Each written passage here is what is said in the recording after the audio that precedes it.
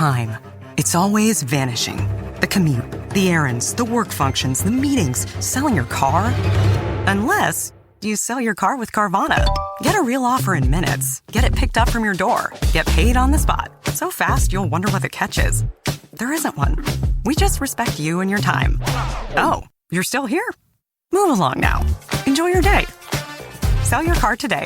Carvana. Pickup fees may apply.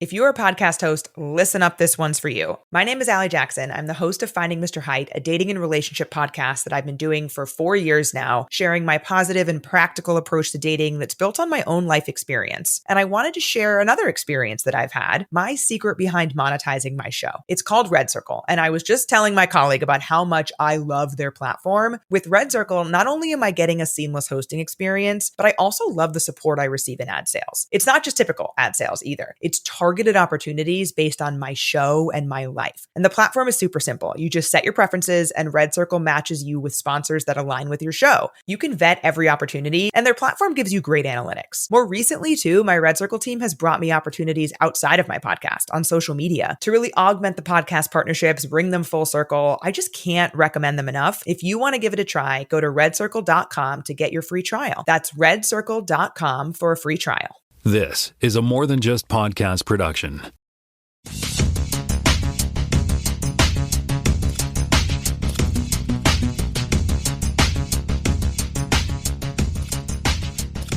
Welcome to this podcast, Season 8, Episode 11. My name is Tim Mitra. I am in Toronto, Ontario, and I'm joined by Jonathan Kuline in Fredericton, New Brunswick. Hello there, kids. And that's also Canada Earth.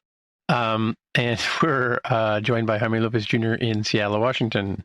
How's it going? Which is also on Earth. Going well. So I first question I have, most important breaking question, like I can't, we have to know is how are the Mariners doing?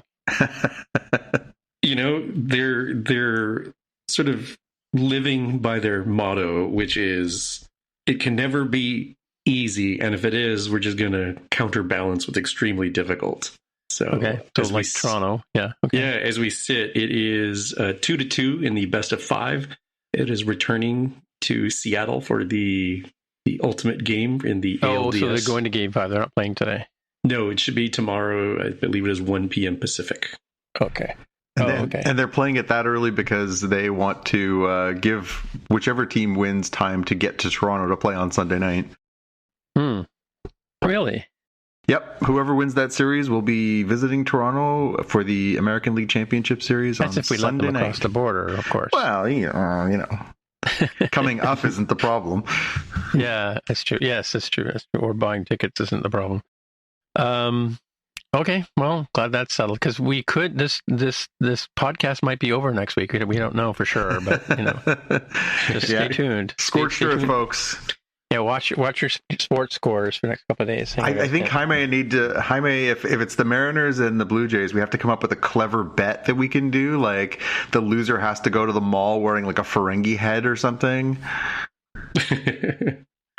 Man. We'll have to think of a really good Spotcast themed bad payoff for whoever loses. Okay.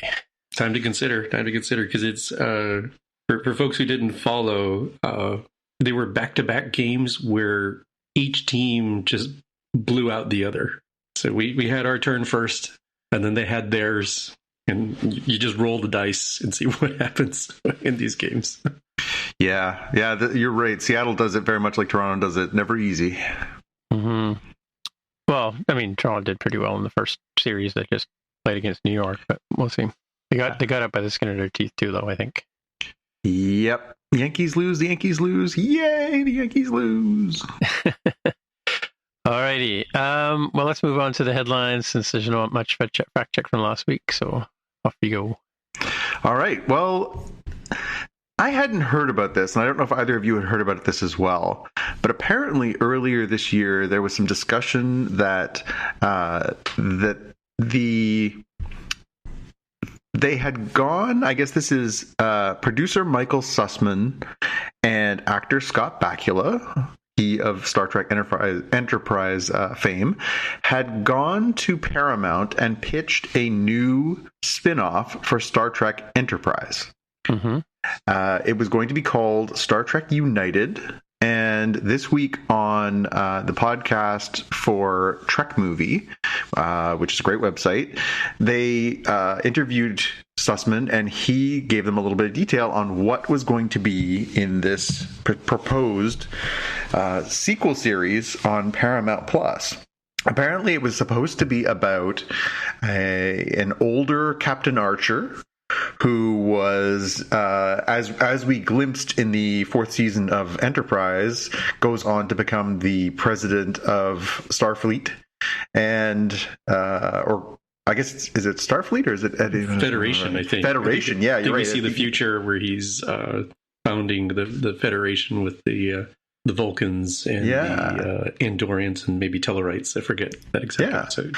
So I guess it was going to follow him in his presidency era, and Sussman said it was somewhat akin to Andor, political thriller set on Earth, but tying into all these the political machinations of the creation of the Federation, and actually sounds pretty interesting.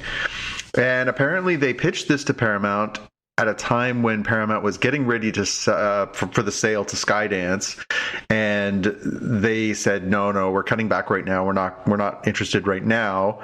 And now that it's been sold, and the new ownership at Skydance has said we want to really reinvest in streaming, and there's only two existing Star Trek series, which is Strange New Worlds, which we know only has a season and a half to go, and the upcoming Starfleet Academy series. It's possible that they could revive this, but I don't know. I can't say I love the idea of like a grounded Star Trek series, as in like there's no spaceships, there's no space, it's all on Earth, but I do think that there is a lot to explore in that era. They mentioned in this piece that the other thing they could explore is the first Romulan Federation War, which we don't know a lot about. It was kind of missing from the window of time. So, when they created the neutral zone and all that? Yeah, like because the first time that we meet the Romulans, that's the original series, and they say basically nobody's seen these guys in forever, right? Yeah. So the idea would be this takes you back to the where and why and how of all that, which is an interesting era to explore. Prequel problems aside, I think that could be really interesting. I don't know. This sounds like a pretty decent pitch to me, and I mean, obviously Scott Bakula was good as Archer. What do you guys think of the idea of Star Trek United? Well, sounds okay, but I don't know.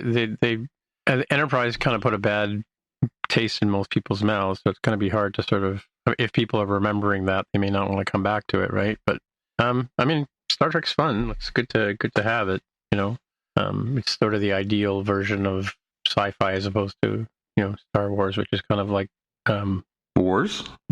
Well, it's Wars, but no, Star Wars is kind of, what do you call it? Like steampunk kind of sci-fi. Yeah, it's a little more energetic. What do you think, Jaime? Yeah, it's an idea that I think could be interesting. Kind of a West Wing, but Archer. And Deep Space Nine, the first couple of seasons was kind of not really going anywhere, right?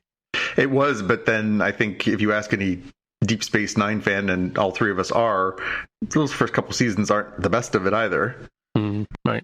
Yeah. I think the thing that they would definitely have to do, which would blow people's minds, is just do the somehow Trip Tucker returned.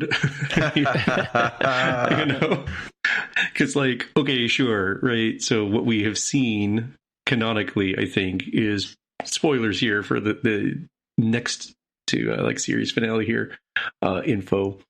Trip Tucker sacrificing himself is what Commander Riker sees in the holodeck.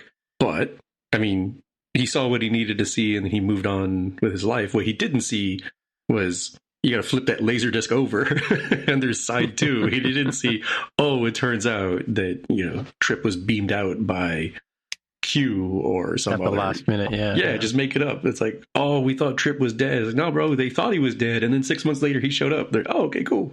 Bed your back, buddy. Yeah. Yeah, I think everybody just wants to see what Jolene Blaylock or Jolene looks like now. Think she'd be a hot returning character too. I mean, I think it'll be interesting to see what they decide to do next with Star Trek. We know obviously that Academy's coming, but then there's a big question mark, and we know that the 60th anniversary is next year. It does seem strange that there's neither a movie nor a show timed for next fall when the 60th anniversary occurs, but who knows? Maybe they'll surprise us. Yep, one can only hope. That's the dream. All right. Okay. Good news and bad news. The good news is Hulu is coming to Canada finally. The bad news is they're going to make you pay more for it. Okay. So we had talked about this on a previous episode that they were going to eliminate the branding of Star, which is what they do internationally for Disney Plus. They are going to spread Hulu out as the brand that is within Disney Plus that has sort of the more mature content and different content. So there will be no more Star on your Canadian Disney Plus. They also announced this week that they are going to jack their prices by up to $3 starting in November for the privilege of for somebody having to go in and take all the Star logos off and put Hulu on. That apparently required them dinging you for another $3 a month if you are getting the different packages. So the standard high def pack is going up by $3 to $15.99. The 4K package is going up by $1, so it's $16.99 per month. And then if you want the one with ads, it's still $8.99 a month. So cool. Thank you. May I have another? Maybe. Yeah. Mm-hmm. Thank you, sir. May I have another? Yeah. I mean, I don't really care what they brand things. I do care when they start charging us more for things. I mean, really, at this point, I already have the 4K package, so I'm talking about $12 a year. It's not the end of the world, but it does, obviously it's a slippery slope. It's $12 a year and then $12 a year and $12 a year. Next thing you know, you're paying more and more. Prices, yeah. So is all the Hulu stuff come through to us as Star, or do we get some of it on Crave and things like that? No, it's basically anything that's branded as Star is Hulu stuff, but also I don't think they're licensing any Hulu stuff outside of that, but I can't be sure. Now that you mention it, I seem to recall there being a couple of things that may have popped up on other services, but I mean, I really don't care. They could call it, banana pants. I don't really care. I want the shows. But I mean, right now, when we get like Futurama, it says Star before it's starting, even though every promotion for it on YouTube and everything else says Hulu, right? Like it makes sense to harmonize the brands. But at this point, even calling it Hulu is a waste of time. Like nobody cares. Just put it on your service. Like, I guess they want the brand reputation. It's one of the reasons why they bought Fox. They got like FXX, which is like a boutique brand. So they can say FXX and then or FX, and you get the aliens and you get the Fargos and you get stuff like that. But I mean, really, I don't really care what label you put on as long as you give it to me, and please stop charging me more for it. Yeah. Jaime, I don't know if you've seen anything. I didn't see any follow-ups that said anything about the American version of this. I don't know if they're dinging you as well. Yeah, the price increase came just as Jimmy Kimmel was going back on ABC. People were like, I was like, "Are you serious?" Like, yeah, timing-wise, yeah. To make up for all the people who dropped it. It's like, yeah, you got to do that, in a sneaky sandwich, right? And maybe they were going to, hey, nobody will notice the price increase story because the big story would be Jimmy Kimmel. Same reason when, spoilers to all you nefarious evildoer, business types out there. I'm not saying you should lay off all your people, but if you're going to, you do it during an Apple event. Right? Yeah. You do it on, we're coming up on a holiday on Monday. So this Friday, Friday afternoon is a really good time, a 3-day weekend to lay off. Wait, you're celebrating a Canadian Thanksgiving on Monday? Or it could be Indigenous People Day, or if your calendar is a little outdated, you might say Columbus Day. Oh, Columbus Day. Okay, because it's our Thanksgiving this weekend. Yeah, I see that on my calendar. My calendar is a fascinating land of contrasts, in that I see it says Columbus Day, the older variant, but it does say Thanksgiving Day, CA, and you just have to know that's not California. Okay. Well, it could be. You never know, right? Hey, if the California people want turkey, that's fine. We'll give it to them. But isn't Columbus one of those names like Dundas and Ryerson that needs to be corrected? Yeah, a lot of people have stopped, I think, doing Columbus Day, although given the political temperature in the States, maybe people are bringing it back out of spite. Bringing it back, yeah. Yeah, I think the idea Shouldn't it was be Leif Erikson Day or something like that? Yeah, really. Let's get really old school about it. But I think a lot of people are sort of disavowed the whole Columbus thing with the colonialism and the killing of indigenous people and all that stuff. Right.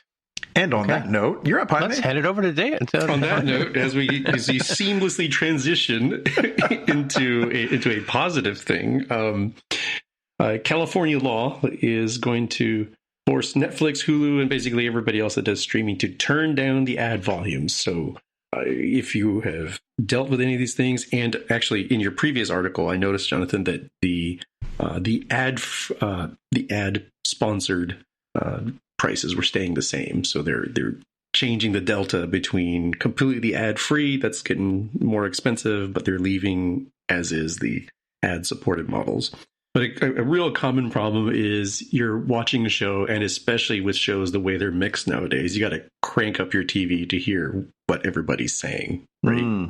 Right, it was like staring directly at Christopher Nolan in the eyes right now. And then, if you're watching on something that has ads, there's probably, Crazy Larry's, House of Appliances, or he's selling used cars or whatever. And it is 10 times higher in volume. And this article says, like, hey, there was some pushback on this law from like Disney and et cetera. Like, oh, the streaming ads come from multiple sources, hard to control. I want to put the kibosh on that. As a technologist here, it is absolutely trivial in this age of beefy machines, AI, all of these things, to just control the signal waveform. That's all sound is, right? So it's a very trivial thing for them to control. Hey, what's the current volume set for this stream? Great. Clamp on the high end, on the low end, the volume for this ad. Easy. And if they don't want to do it, I'm going to turn, metaphorically speaking, and look directly in the eyes of the people that make sound systems and TVs. I'm like, you all could just do that for people. Nobody likes their Black Friday cheap TV blast in their ears when they're falling asleep on the couch, right? Why don't you do this digital signals processing? You don't even need a chip anymore. It's all in software. And you just slap a logo on there like, won't blast your earballs. There you go, earballs. Won't blast your ears. Won't blast your eyes, your ears, any combination of your body with ads. And it'd be, something helpful. It's nuts. In 2025, you're like, oh, it's too hard to change the volume. I'm like, it's not hard at all. It's very easy. It's the typical problem with TV and radio as well is the volume of ads. But I thought when I read this, I thought they were turning down the number of ads you would see in a show. That's the dream, but no way. Okay. All right. At least give choice. I do appreciate when some of these streaming services will give you like, do you want to watch this ad or that ad? And I'm like, all right, this is definitely Star Trek Discovery choose your pain kind of moment. But but there I want to sort of 4 lights. Exactly. But I'm like, you know what? I might as well feed the algorithms and tell them this one here is less offensive. Not better, less offensive. It's a fine line, but an important one. So this is a follow-up from last week's discussion about AI, about what's her name, Tilly Woodman or something like that. The AI woman, yes. The AI entity actress, Tilly Norwood, I think. Tilly Norwood, yeah, that's it. Thank you. They had Justine Bateman on a TV show. She's actor, director, long-suffering TV sister of Alex P. Keaton, the original Republican. Yeah. Anyway, she was talking about the whole how SAG-AFTRA feels about the AI entities, and And she kind of clarified the fact that the agreement didn't say that they wouldn't have AI actors. It just sort of it was around how they would have them in there. And so she mentioned that, which I thought was interesting, was this Credo 23 stamp that creators are able to put on their content. What happens is when you post your content, it goes over to this Credo thing, and if it's not AI generated, you're allowed to sign it with this Credo 23 thing, which users can then click on and go back and read the sort of behind the scenes thing that it's not including AI. So, there was another one too. I think it was called a CR stamp or something like that I heard about the other day. That is a similar kind of vehicle that artists will be able to put on their work to show that it's not involving any sort of artificial intelligence or LLM kind of stuff, right? So, which is really getting really hard to tell these days, right? Yeah. And honestly, I wouldn't mind if that was at least put on Front Street, that we kind of know what we're getting. But yeah, it's like the comic review stamp that sort of appeared in the 70s and 80s, right? The comics code, yeah, absolutely, yeah.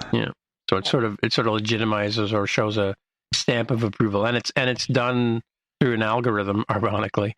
So it can't be you can't if there's any kind of if it senses any kind of AI or even in the writing or acting or create or visual creativity, this thing will not appear. And she was sort of saying, like, if somebody takes an image and they stripping out the metadata, because you can strip out the metadata that sort of shows how it was created, it'll still kind of somehow recognize, and that image won't be able to put the stamp on, without like proving. You won't be able to hack the logic to get it to let you put the stamp on, because it's sort of handled by a third party agency anyway. So an interesting interview, but if you're interested, I've got the link here for the whole interview, where she talks about the other stuff we talked about, the AI acting and Tilly Norwood. But I thought the interesting takeaway for me was the Credo stamp, Credo 23. Yeah. Cool. All right. New TV show alert. So even though Netflix brought you Riverdale, which is the sort of modern interpretation of Archie, and then brought you Sabrina, the Chilling Adventures of Sabrina, which is, again, a modern reinvention of Sabrina the Teenage Witch, there's a new Archie series coming to Disney Plus. So the show is called Afterlife with Archie. This is a comic that's existed for a number of years, and it is kind of like Marvel Zombies, but with Archie, if that makes sense to anyone. Mm-hmm. It's basically like you're in the town of Riverdale, just like you would be in an Archie comic, but it's turned into this sort of post-apocalyptic hellscape with zombies that attack people. And I've only ever read, I think, one copy of it. I'm not a huge horror buff, so it wasn't for me, but it is a popular book, and it's a popular interpretation. Over the past few years, I will give massive credit to the people who run Archie Comics. They've really kind of just done fun stuff with the book. They did sort of this what if story where what if Archie had died. They did this. They've done the, like, what if he'd married Veronica? What if he'd married Betty? They've done, different characters. Like, they really have sort of pushed the envelope a little bit. This was, I thought, one of the weirder tangents that they sort of went on. But again, I took it as just sort of like, well, it's a fun idea, but who'd really want that? Well, apparently the people at Disney Plus want that. So yeah, we're getting Archie with zombies. Any appeal in an Archie zombie show? Did you guys watch Riverdale or Sabrina? I must admit, I had them on my radar, and I never really got around to either one of them. So I did. I mean, I read a ton of Archie because it was always in the house, right? Yeah. My sisters would bring it home or whatever, and everybody loved Jughead. Everybody hated Reggie. Oh yeah, absolutely. And Veronica and Betty were always not Veronica and Betty. Yeah, yep. I'm thinking. I'm trying not to get confused with Veronica and Wilma, right? But Betty and Wilma. Betty and Wilma, yeah. But yeah, so I never did get it, and I live in Riverdale, Toronto. Like, that's the neighborhood I live in, but I've never actually gotten, and like Riverdale High is just down the road from me, literally. But I never really got into Riverdale, and I thought, yeah, same sort of thing. I thought about watching it. I did watch Sabrina, I think I'm sort of halfway through season 2 or 3, whatever the latest season is. I'm halfway through it. It's a bit like Wednesday in a sense, but but a little darker. It seems like from what I've seen, it seems a little bit edgier.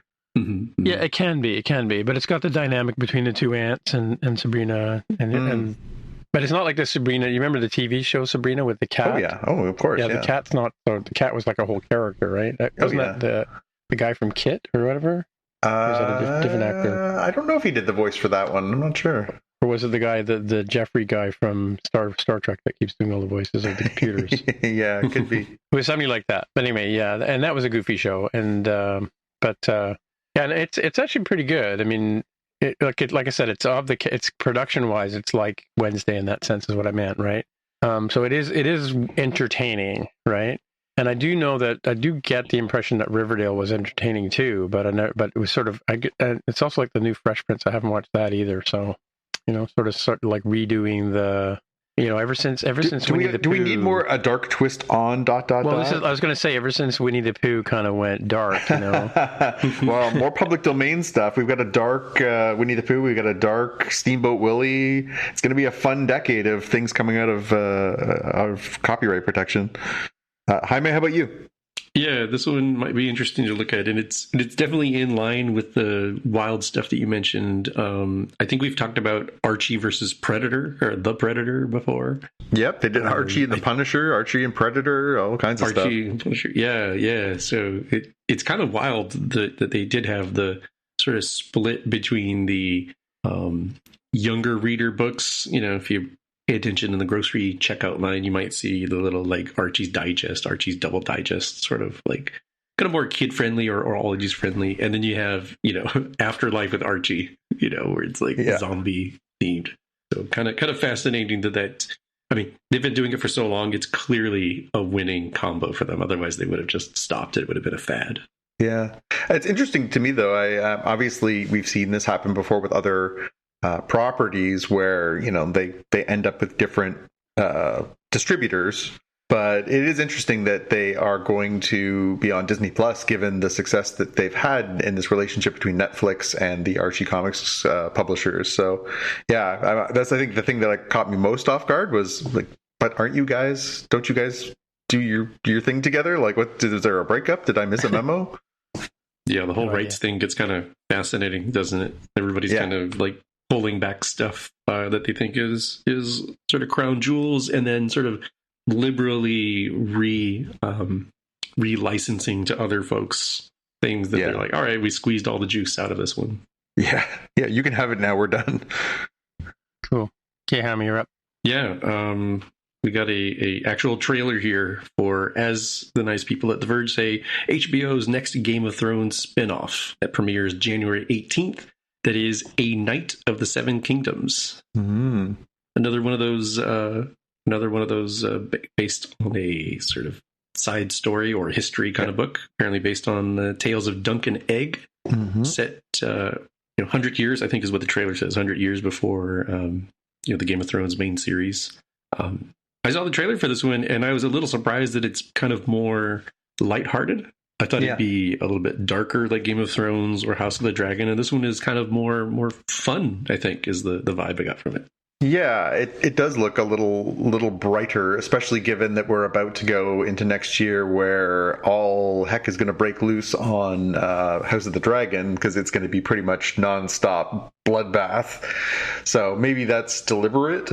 But this is it looks good and I'm excited about it, but it's also like, what could possibly go wrong from having a prequel? Like, it's another prequel set in a completely different time period from the other prequel that they're doing to Game of Thrones.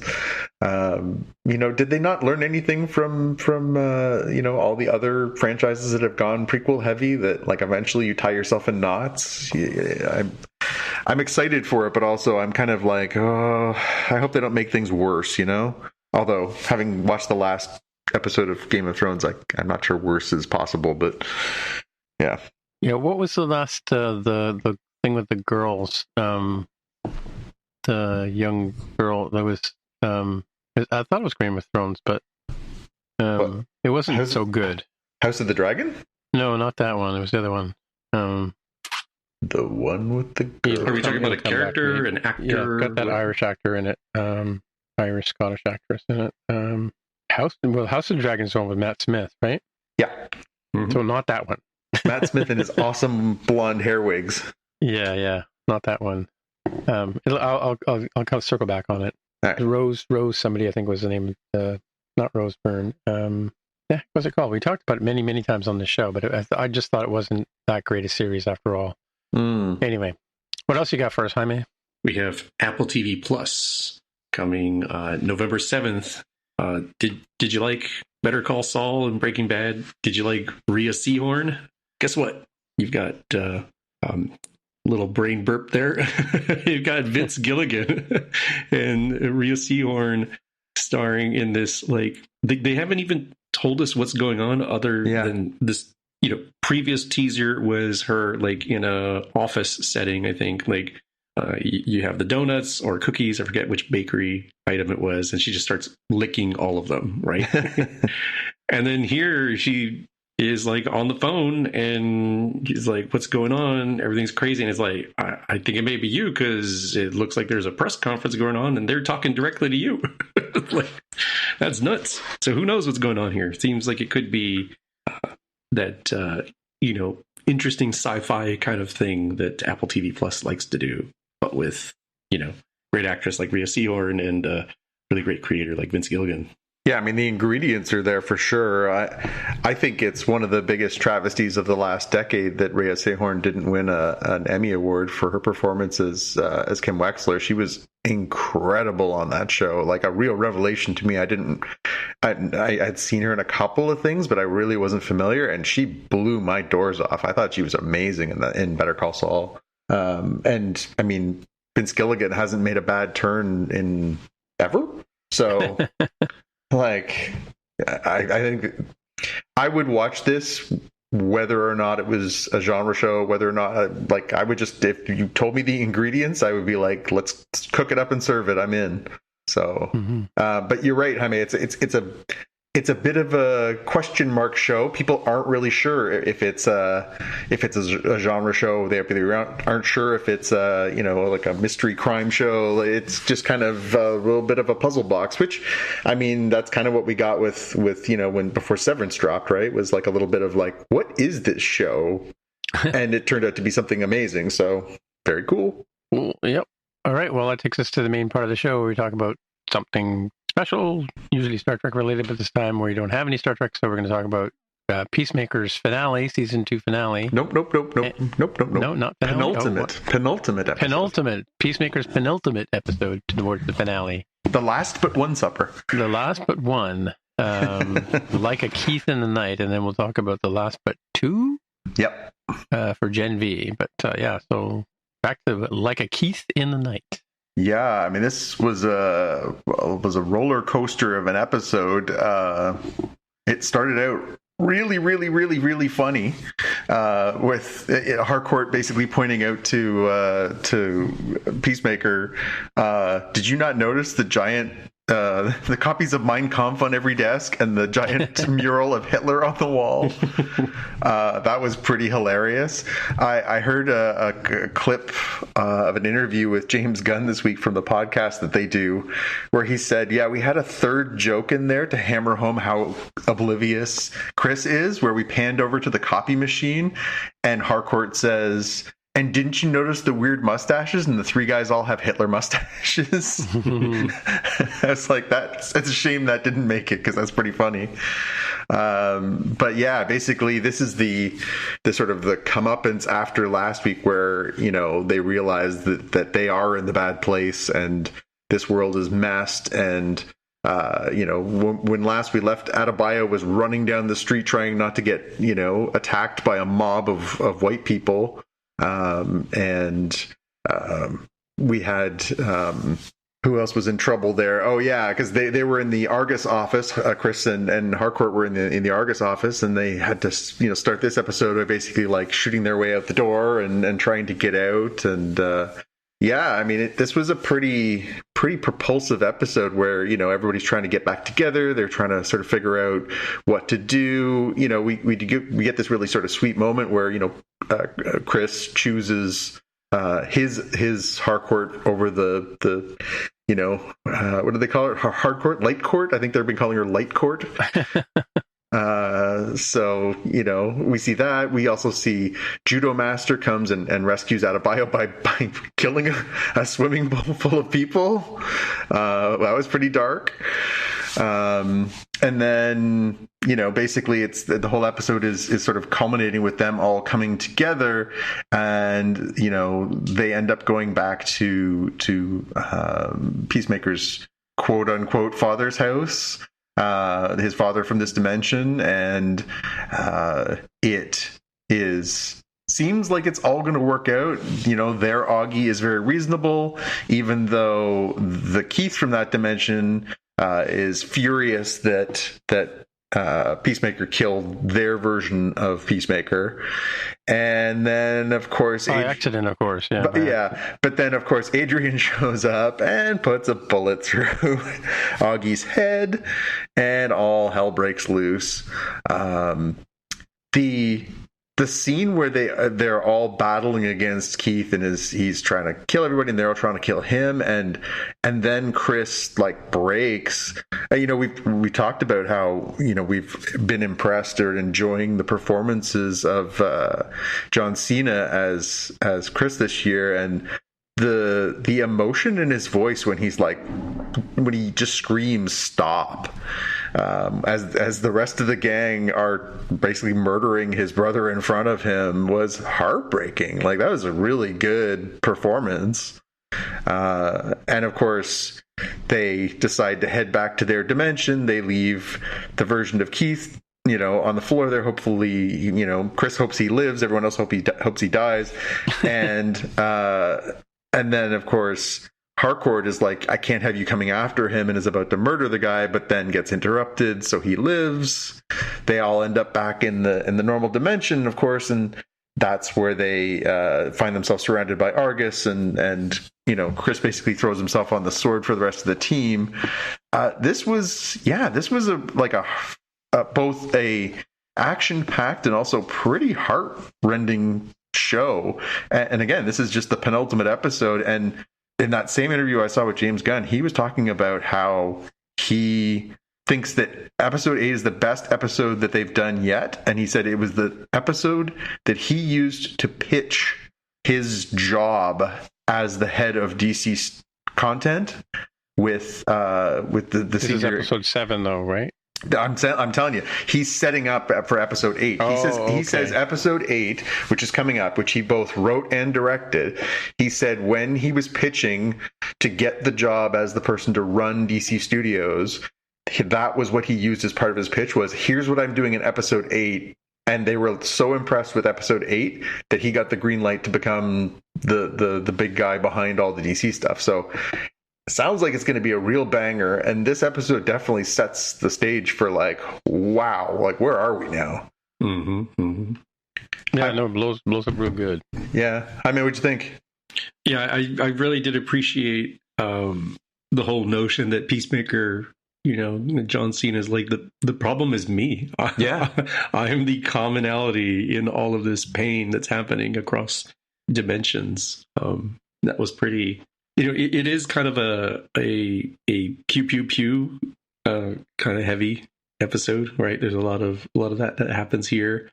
There's a fair amount of comedy, like when Harcourt and Chris try to escape, and he activates his little jetpack, and they kind of just smash their way through and into a car, and it's less cool than it would normally be in a superhero thing, right? And then to have it be just as broad and real, and you're hit with with Augie just getting taken out by Vigilante, but it's wait, Vigilante didn't really know what was going on, right? He just assumed, hey, there's a bad guy in our universe. He seems to be the head honcho here. I see my friends tied up. He put 2 and 2 together and accidentally got the wrong result. But it wasn't unreasonable from his perspective. It was unfortunate and the wrong decision to make, but for the wrong outcome. But you could certainly say that was pretty reasonable, right? You would assume that your friends are being held hostage and you're coming in to save the day. I forgot to mention the scenes with Economos begging Eagly to rescue him and Eagly ignoring him, which was also very, very high humor in an otherwise pretty pew-pew episode. Yeah, it was interesting that I thought that Augie, is that the dad's name? Yeah. Yeah, that he didn't seem to be a Nazi, right? Well, he was offended, right? When he says, he's like, is your world perfect? My world's not perfect. I'm not that person, but I do what I can within the system that's built around me. It's a pretty, I mean, again, for a stupid show, it's really smart sometimes. It really is. This show can be both absolutely puerile and pretty heartfelt at the same time. I mean, this is what James Gunn does, right? Yeah. Yeah, no, I'm such a fan of this show. I am all in, and I just cannot wait to see how they land this plane. And really, what I think I'm most curious about to watch in the finale is this the quote unquote end? Are they going to do more Peacemaker? Is this going to set Peacemaker up to be more part of the DC universe? Is Peacemaker going to die? Like, what's the conclusion? I mean, for the two of you, what's the satisfying conclusion to this particular season? I mean, Chris is right. He's the problem. He's the common denominator in all this chaos. So, yeah, what's a good ending for all this? Oh, I don't know where this particular season ends, but I do think it could circle back onto a third season at least. Yeah, I don't think it's the end, but and yeah, like you said, he might have a bigger role in the DCU movies, right? Yeah, I mean they're gluing them all together. Jaime, what do you want to see this land? How do they land this plane? I was thinking they were going to end on maybe like a semi cliffhanger, but you don't really have a cliffhanger in season 1. Like it felt reasonably wrapped up, and then we saw the fallout at the beginning of season 2. So I guess they could land a pretty satisfying closure to this story, but leave things open for things to have more ramification. What's going on, right? Like they have reintroduced Lex Luthor and Luthor's minion, who there's that maybe pre-credits, post-credit scene where he's like, hey, I've got access to computer.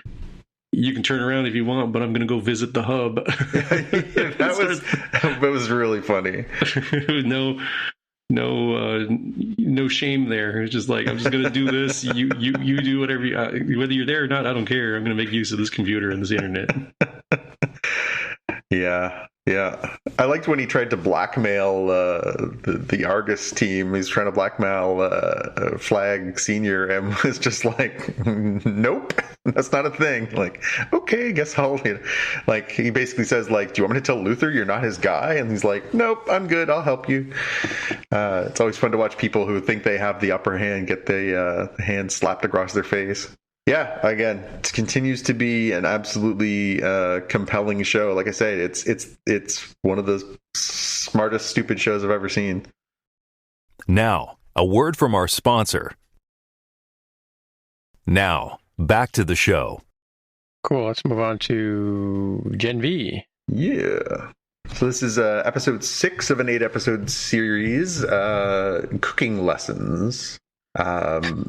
This felt like a bit of they definitely slowed the pace down a lot, right? So last week was, they try and break their friend out of jail. They end up getting caught. They're trying to get back out of jail. We finally, get to meet Marie's sister. And then there's this like holy moly moment of, she actually is dead, but then she comes back to life thanks to Marie.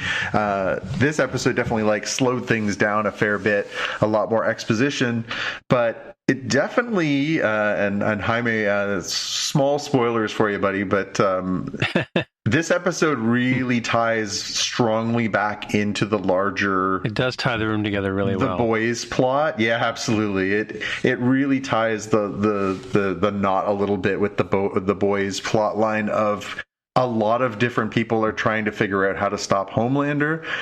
Here we get the return of a character from the boys who, pops up on the scene and basically says, hey, here's a bunch of plot info that you need on where we're at and what you can do and how you can help stop Homelander. We finally get a really good sense of how exactly Cypher is what exactly Cypher is doing with that burned out, half dead person in a hyperbaric chamber in his living room too. So yeah, this was there's a bit of a reveal there for sure. Yeah, so this one was definitely very advanced the plot, but a little bit lighter on the pew-pews. Although there was a pretty good fight scene between the Viking character that popped up earlier in the season that was beating everybody up in the training room, comes back and so that scene definitely had some action in it and was a pretty gory and it's scene. The Kool-Aid Man busting through the wall too. That yeah. But yeah, it definitely, we've sort of talked about how this all fits in, is this the second and final season? Are they going to do more? Where does it fit in the larger scheme? But I really got to be honest, if you're a fan of the boys and you want to get hyped up and teed up for the upcoming final season, we're getting close to you really got to watch this, because a lot of crossover characters, a lot of plot momentum from the boys carries into this. It's really kind of gone from a side project to a really close side project. Yeah. Well, that's what I mean. If Marie shows up in season 5 or whatever of the boys without having watched this, it might be a little confusing, right? So yeah, and again, they're definitely overlapping characters. We saw some familiar faces last week. We saw more familiar faces this week from straight from the boys. Plot points taken straight from the boys. As I say, it's definitely become. If you want the full picture, you're probably really well served to make the time for this show. It's not it's in the same universe, but it really doesn't matter. It matters. This stuff that they're revealing now. It really kind of matters, and it'll be interesting to see 2 more episodes. I just like we talked about with Peacemaker. It'll be interesting to see how they land this plane. I would imagine the logical place to land it is completely setting up the next season of The Boys. But I wouldn't be surprised if we saw these characters in the final season of The Boys, and I wouldn't be surprised that if they are going to do a 3rd season, it's about the fallout from the next season of The Boys, not necessarily just what we see here, right? Yeah, no, it was a good episode. I mean, like you said, filled in a lot of bugs. But I mean, it's sort of the whole gist of the cooking lessons thing is that forgotten the guy's father's name. He likes to cook while he explains things, Yes. Yeah. So that's where that thing came from. And so yeah, it is kind of a fill in the blanks or prepare all the ingredients for next week kind of thing show for sure. Yeah, and we do find out what Project is it Omega they call it? What do they call the secret program? What did they call that? Yes, that secret project. Yeah, Omega or whatever. Anyway, but yeah, we do find out what the gist of it is, and that that Marie was a sort of an outlier result of a failed program. Odessa, yeah, and that lines her up with the fate that we predicted in the last couple of weeks. Yeah, but we didn't make the connection about the burned out dude. We were speculating who it might be, but it turned out to be somebody completely different. Yeah, I mean they've been laying the seeds. As a writer, you probably should have made a good educated guess, because they've been laying the seeds in the previews and even some of the parts where they talk about who that person is. Yeah, I must say though, I'm curious to see what they do with that. I'm not sure that we're wrong about the fact that person may be providing Cypher with his powers. True. But we weren't sure if that was, again, we talked about it being his actual dad, but was keep him alive. Here in this episode, we definitely get a lot more clarity on A, who it is, and B, what their dynamic is, which is not healthy. So yeah. It'll be good to see how that moves forward now that we kind of know what we're dealing with. Jaime, are you still with us? Or have you just been plugging your ears the whole time?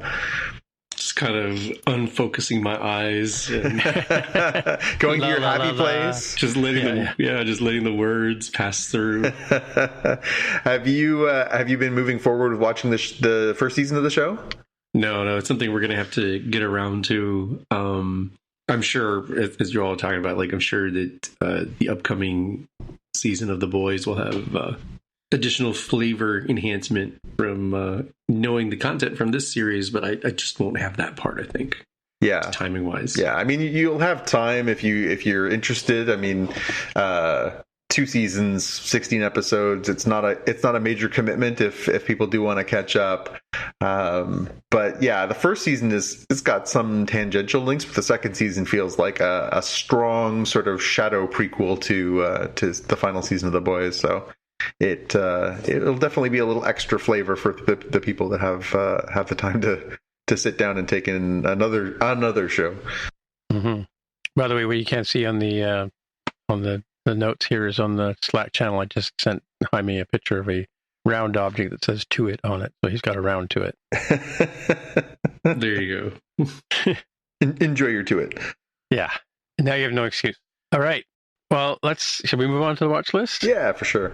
All right, let's do that. So I got a bunch of stuff here, so I'm gonna hog the time and go up here. So, as you know, I'm sort of focused on Vision Pro. I spend a lot of time on it. I use it as my main monitor. I watch a lot of my TV shows with it. But last week, Apple introduced another episode in their what they're calling the Elevated series. This is season 1, episode 2. It's called Maine. And the first elevated one was about hot air balloons somewhere in Europe, and that was a really amazing thing to sort of, you get the feeling of being in a hot air balloon. But this one is all drone footage, and it talks about Maine, which is literally a 10 to 15 minute drive to Jonathan's house. That's true. I guess it depends which part of Maine they're looking at, but yes. Well, it's a big state, but I mean, but if you look at the map, like if you look at Canada kind of goes up the St. Lawrence and then it drops down, and where it drops down, the U.S. has Maine, right? Mm-hmm. And so it's basically shot in the height of fall, so there's all the color of the leaves and stuff like that, which is probably over for you now and where you are. At least you have leaves on your trees there, John? Or? We do, yeah. Actually, it's still quite pretty here. Today was actually the first day this fall that's actually felt seasonally appropriate. It was only about 12 degrees today, Celsius, but I mean, Monday it was still 30 degrees. So the trees are dropping leaves, but slowly. Yeah, the trees are freaking out. They're like, some of our trees are half dead because they don't know what they're doing. Yeah, but yeah, so the footage in this unfortunately you can only watch this episode on Vision Pro. Unfortunately, there's no regular version of it. But yeah, it is pretty spectacular. I mean, like when I saw it, when I watched it when it came out, I kind of just thought, yeah, this is like right across the street from Jonathan's house. So yeah, I mean, I've heard more than a few people down here make the comment that Maine and New Brunswick, prior to some political upheaval, are essentially one united type of people, united, very, very similar as far as our ethos of living, as far as our topography. Like there are a lot of parallels between the upper northwest portion of northeast portion of the United States and this area. Yeah, obviously relations are strained a little bit right now, but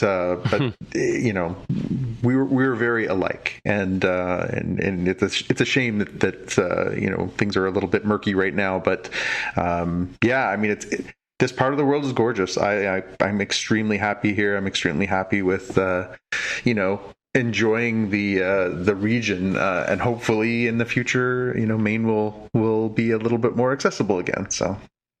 The next one is it's sort of a tech one, which kind of akin to more than just code. But in light of the conversations we've been having over the last 3 episodes with the losing access to Jimmy Kimmel, the whole dropping Disney as a service kind of thing, and Jonathan and Xavier's point that if you really want a movie, buy it on disc. Yep. That way you've got it. So this is an interesting video about a gentleman who's taken his family's, favorite DVDs and Blu-rays and things like that, and basically ripped them, converted them to like I forget the format, but it's a movie format that is then able to stream to your Apple TV or whatever streaming device you use, whether it's a Google one or whatever. So it talks about getting a network error storage drive.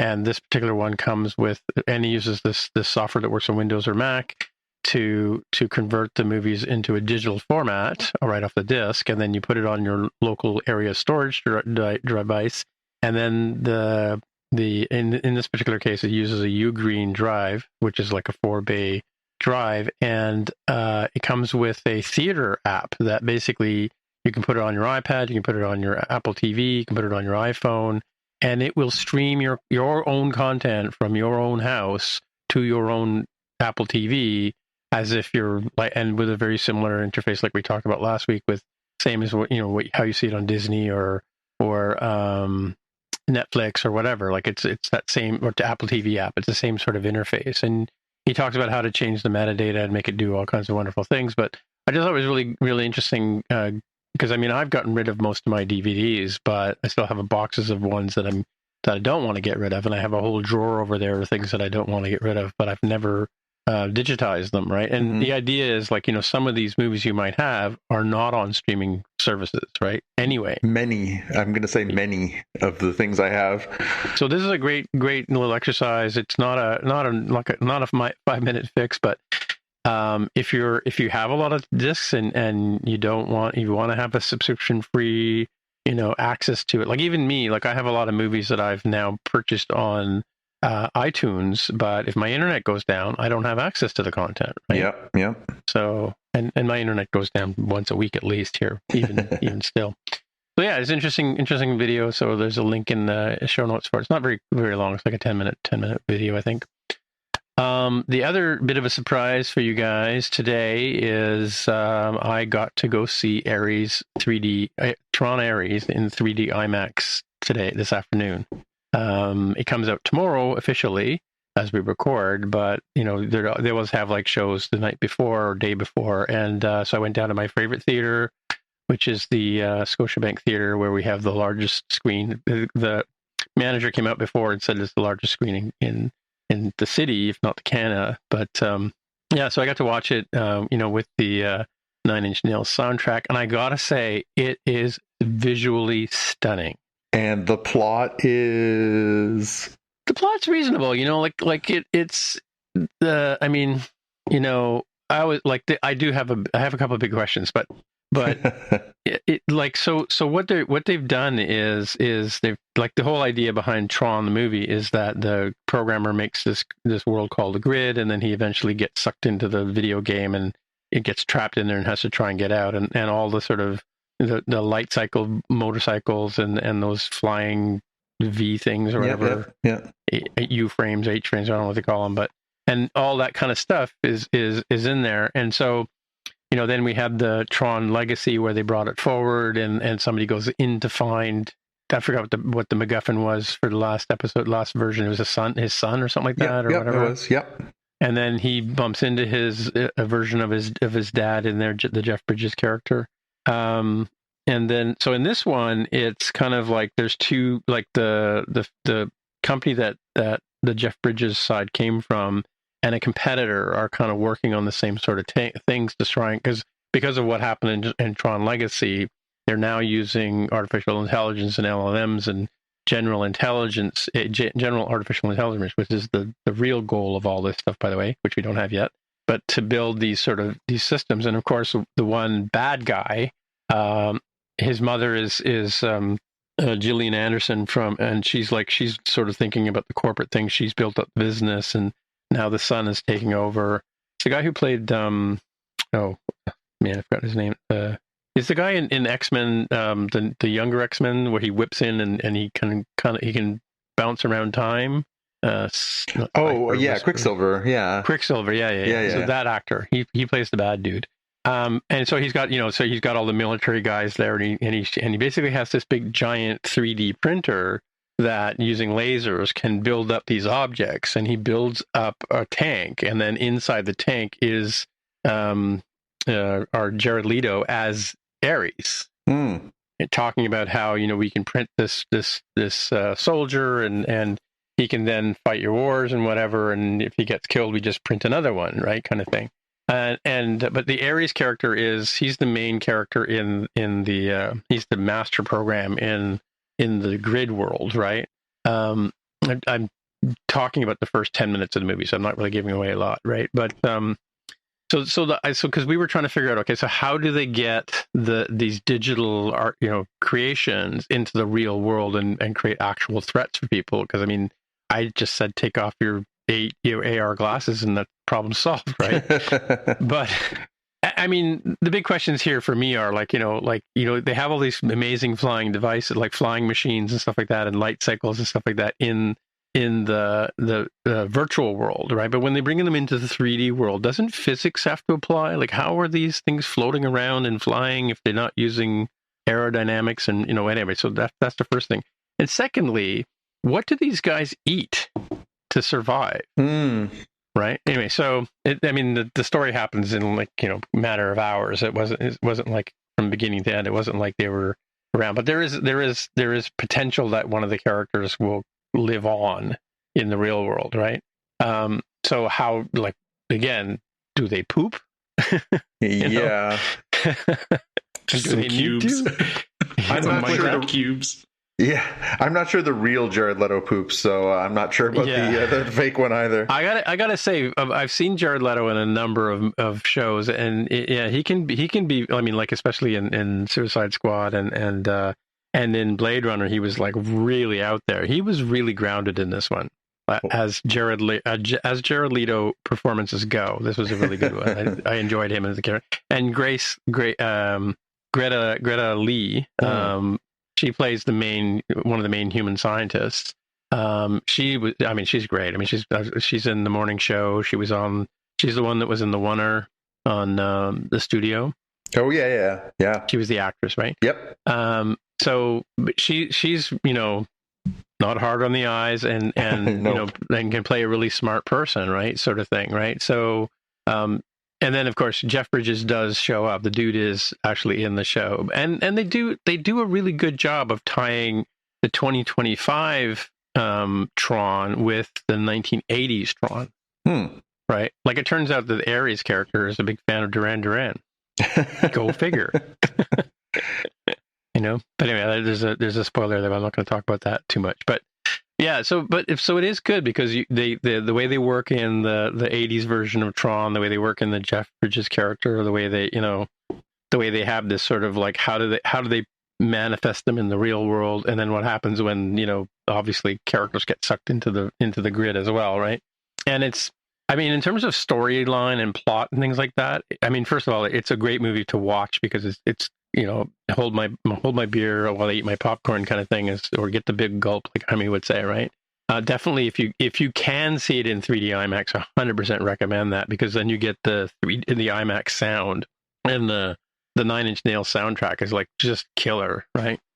Yeah, that's my only disappointment in I thought about should I make an effort to go to actually see this at the IMAX in Moncton, or at least one of the bigger theaters in Fredericton or St. John, because it seems like one of those big screen, big sound kind of movies.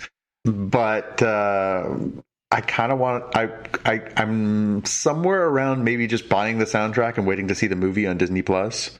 Yeah, I mean, yeah, that's definitely obviously it's going to come out on Disney. Yeah, but they even do the Tron version. You know how they have the Tinkerbell comes out and tings her wand, and they have the little rainbow thing over the castle. They Tron the Disney castle, right? Like, these lasers come up, and they're it's like a rock show where they're panning up and down, and they're the big red lasers and stuff like that. And then as the lasers kind of split, you see the castle in the background, and then the letters kind of flicker in like they do in Neon, where they're kind of jumping on and off, and yeah, they do a good. Even the Disney trademark at the beginning is super cool, right? So yeah, no, I mean, and to be honest with you, I'm looking at this going, well, yeah, I have the Vision Pro here.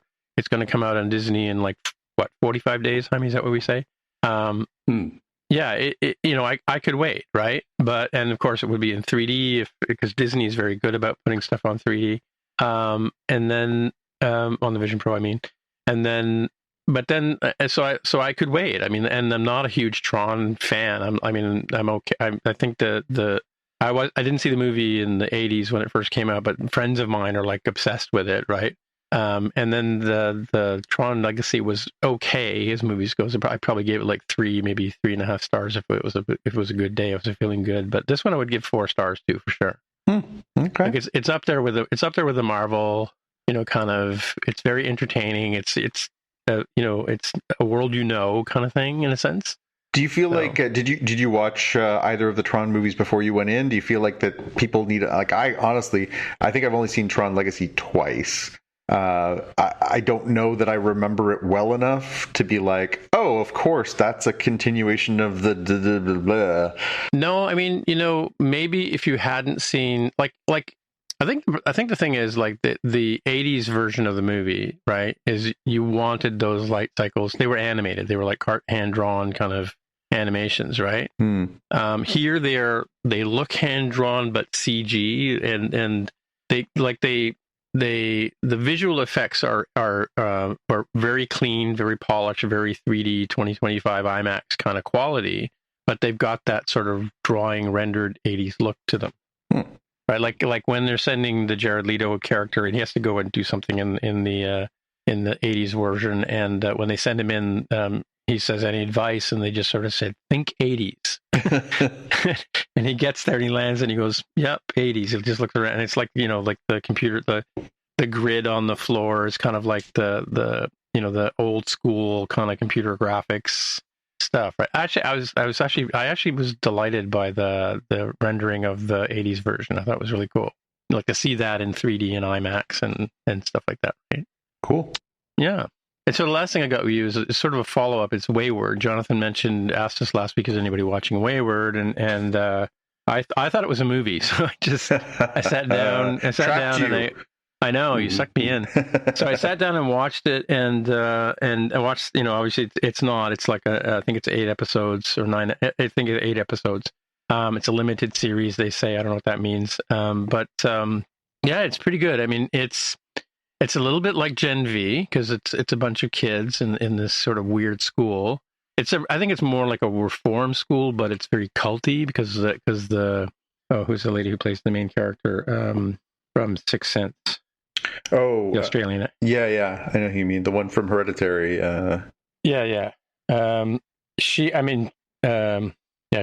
like the leader woman, right? Colette, Tony Collette. Yeah. She's like and she plays this like off the wall thing, but it's more centered around the kids, right? There's a couple of girls who are from Canada who get, and it's in Vermont somewhere, right? And then the other side of the story is that Mae Martin, who created the show and acts in it, has moved there with their wife, and they're about to have a baby, and they've been put up by this leader of the cult in this nice house because the wife apparently which we find out in a couple of episodes later, was a graduate of the school. So to help them, they've gone through some sort of crisis, and the Mae Martin character is a police person who's joined the local police force, and she discovers kind of weird things going on and starts asking questions, and it's kind of like telling Jonathan before we started recording, it's a bit like Get Out when he arrives at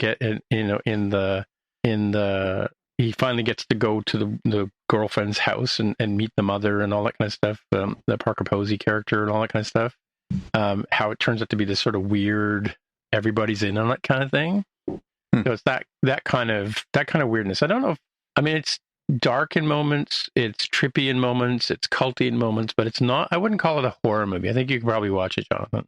Okay. That was your big question from last week, right? Yeah, well, again, as we talked about, this is based on a popular, more culty kind of comic book that was published by Image Comics, and that's why it kind of intrigued me because I knew that there was a following for the series, so I wasn't sure how that would translate, but yeah, so I'll put that one higher up the radar. Yeah, it's definitely. It's worth a watch. It's not really.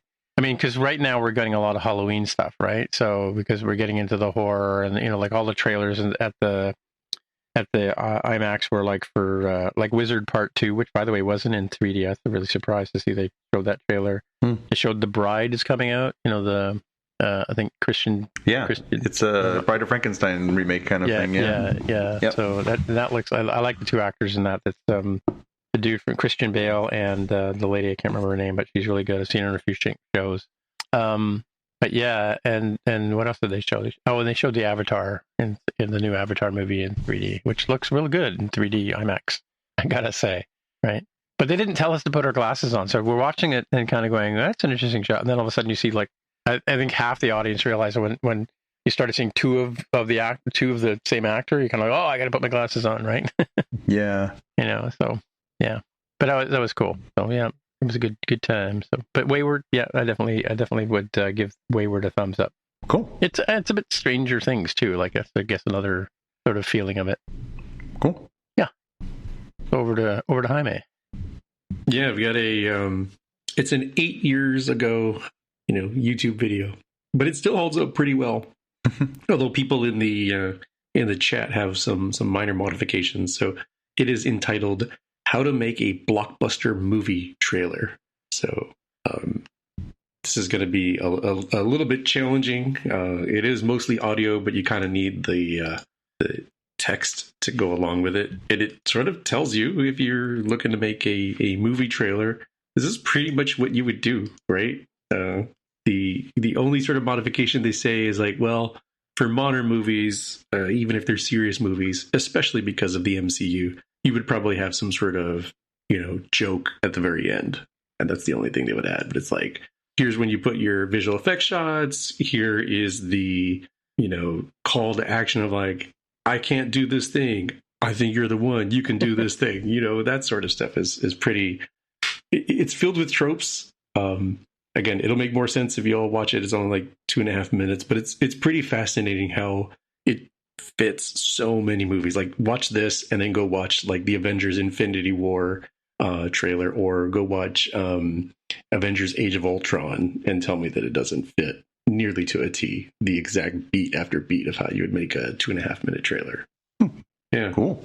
The sort of funniest slide here that is very meta is final credit information that appears just long enough to register, but it's too fast to actually read. Yep, seen that on TV a lot. Yeah. Yep.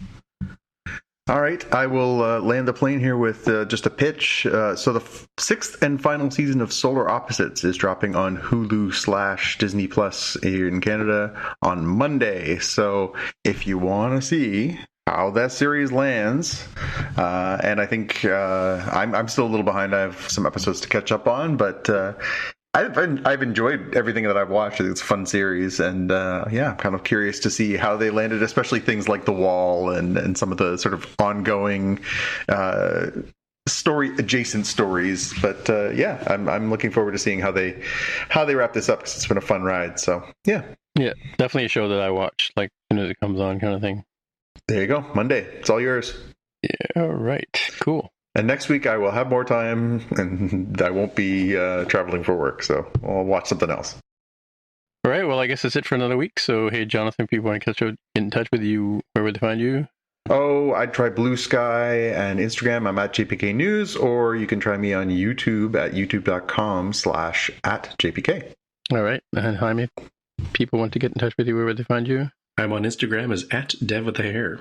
Okay. And my name is Timitra, TIMMITRA. And I'm usually lurking on Blue Sky or Threads or Mastodon, and also on YouTube. But so until next time, we'll see you in the future. Bye. Bye. Bye. You've been listening to the Spotcast podcast. If you want to find out more about the podcast or see the episode show notes, visit the Spotcast website at spotcast.com. If you have feedback or questions, you can get in touch with us on the website.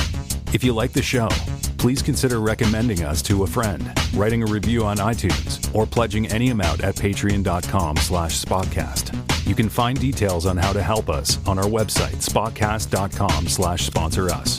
Thanks for listening, and we'll see you in the future.